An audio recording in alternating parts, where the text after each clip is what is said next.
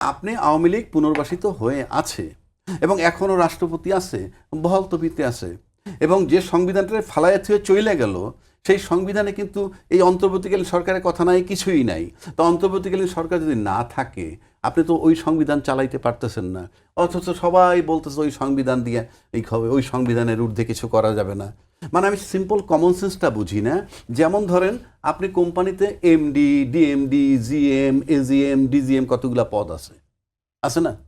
এর ভিতরে হঠাৎ করে যদি একজন এসে বলে আমি তো এই কোম্পানির ইডি মানে এক্সিকিউটিভ ডাইরেক্টর, এই পদটা নাই, কিন্তু পরে দেখা গেল যে বোর্ড অফ ডাইরেক্টরসরা বসে একটা পদ ক্রিয়েট করছে।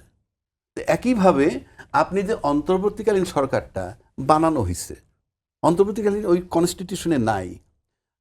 এই যে ইডি পদটা যেমন নাই, সে ওই অফিসে কাজ করবে কেমনে যদি এই পদটাই না থাকে? কেউ তো মানবে না তাকে। এখন এই যে অন্তর্বর্তীকালীন সরকারটা, ওইটা তো ওই সংবিধানে নাই, তাহলে এই অন্তর্বর্তীকালীন ওই সংবিধান চালাবে কেমনে? ওই এখন ওই সংবিধানের পক্ষে যারা জোরালো যুক্তি দিচ্ছে ওটা দিয়ে আমি বুঝি না।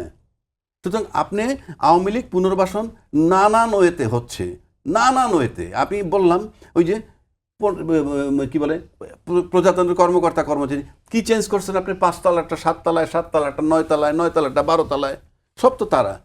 কি করা উচিত ছিল? সবাইকে বাদ দিয়ে দেওয়া? সবাইকে বাদ দিবেন কেন? সেটার জন্য আপনার অনেকগুলো এই যে সংস্কারের বিষয় নিছে, আদৌ কি কোনো সংস্কার হয়েছে? কোন দপ্তরে কোথাও কোনো সংস্কার হয় নাই, জাস্ট টাইম কিল হয়েছে। এবং আপনি যদি বলেন এটার দায় দায়িত্ব কার, ইউনূস সাহেব নাকি এনজিও সরকার, আমি মেনে নিলাম উনি এনজিও সরকার, নাম্বার 1। নাম্বার 2, ওনার কোনো কমিটমেন্ট নাই। নাম্বার 3, ওনার রাজনীতিতে ফেরত আসার কোনো ইচ্ছা নেই, মানে দল করে না উনি। তাহলে আমাদের নৈতিক দায়িত্ব ছিল না? আমরা রাজনীতিবিদরা তারা তো অনেক কিছু বলি, অথর্ব বলি, অনেক কিছু বলছি, তো বললে তো রাজনীতিবিদদেরই দায়িত্ব ছিল। আপনি ফেব্রুয়ারি থেকে সেপ্টেম্বর পর্যন্ত বৈশা একটা কনক্লুশন ড্র করতে পারে না এই রাজনীতিবিদরা। উপরন্ত ইউনূস সাহেব আমেরিকা যাওয়ার সময় 2 জন করে 3 দলের নিয়ে কি ওপিনিয়ন নিয়ে আসলো? কেউ বলছে ওনার ভিতরে আমি জিয়াকে দেখতে পাই, যেই কথা এতদিন ওই ব্যক্তি এই পুরা বিএনপির দলের মধ্যে কাউরে দেখতে পান নাই, এইখানে আর তো বলেন নাই, এই প্রথম বললেন। তো আপনি যদি আমার বাবার মতো একটা লোক আমি কোথাও দেখতে পাই, তাহলে তো ওই বাবার প্রতি আমি দুর্বল থাকবো।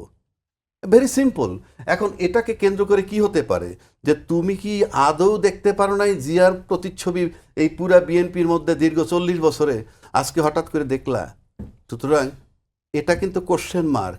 কেউ কেউ বলে উনি কথার কথা বলছেন না, রাজনীতিতে কথার কথা বলছেন 53 বছর, চলবে না, চলবে না, এটাকে এটার জন্য আনসারেবল হইতে হবে। জামায়াতের আমিরও তো বলেছেন তারা ক্ষমা করে দিয়েছেন সবাইকে। জামায়াত আর আমির আরো সিরিয়াস কথা বলছেন। উনি এমনও বলছেন কি, যদি এখন কেউ বাংলাদেশকে অ্যাটাক করে তাইলে পরে প্রমাণিত হবে যে আমরা কেন যুদ্ধের বিরোধিতা করেছিলাম, এটাও বলেছেন উনি।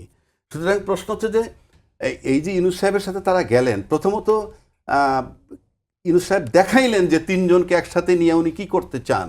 আমি বারবার বলে আসছি এই 3টা দলকে একত্র করে আপনি একটা রাজনৈতিক স্টেক হোল্ডার বাংলাদেশে তৈরি করতে হবে, নাম্বার 1, ফার্স্ট স্টেক হোল্ডার।